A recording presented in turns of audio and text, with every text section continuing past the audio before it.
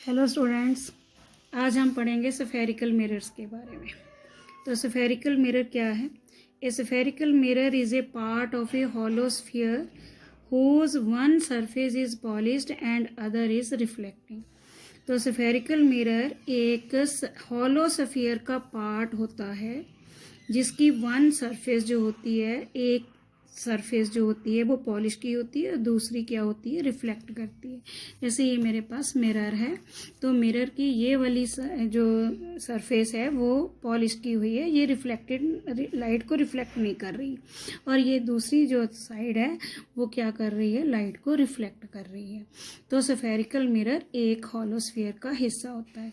तो मिरर हमारे पास दो तरह के होते हैं। Mirrors are of two types. पहला है कनकेव मिरर, ये जो मेरे हाथ में है वो है concave mirror. Concave mirror is one whose reflected surface is towards the centre of sphere of which it is a part.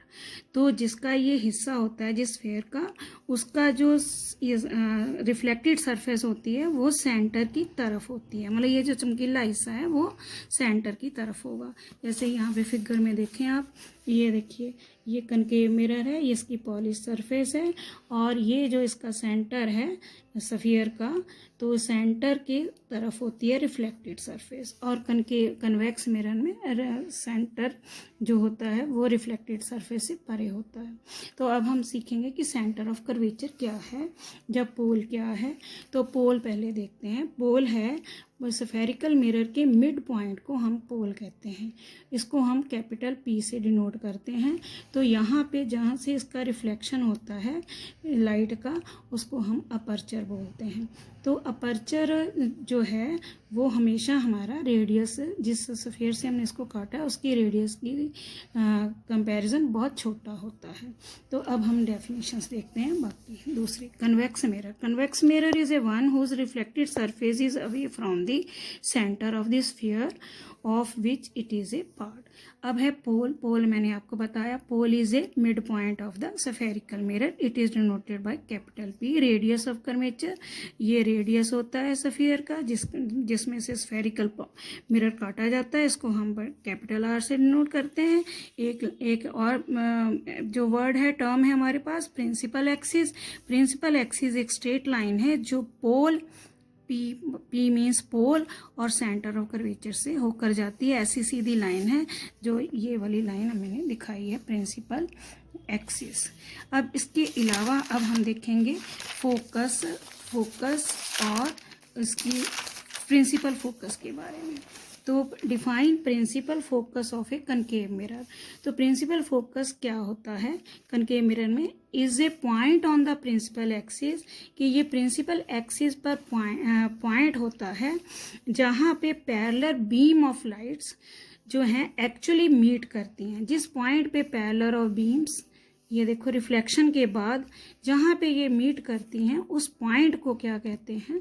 Principal focus. इसको हम कैपिटल एफ से डिनोट करते हैं, क्योंकि यहाँ पे लाइनें जो हैं पैरेलल बीम्स ऑफ लाइट जो हैं वो एक पॉइंट पे इकट्ठी हो रही हैं, इसको इसलिए हम इसको कन्वर्जिंग मिरर भी कहते हैं।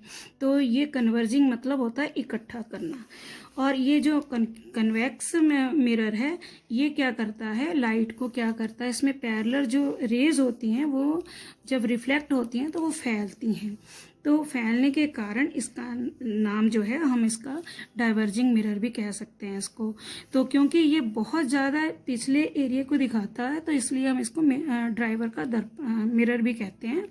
मतलब ये वाहनों में पीछे का ट्रैफिक देखने के लिए इसका प्रयोग किया जाता है। आगे है फोकल लेंथ।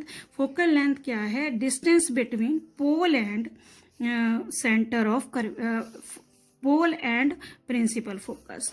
प्रिंसिपल फोकस के बीच की दूरी को जो है वो उसको हम कहते हैं फोकल लेंथ। फोकल लेंथ को हम स्मॉलर एफ से दर्शाते हैं।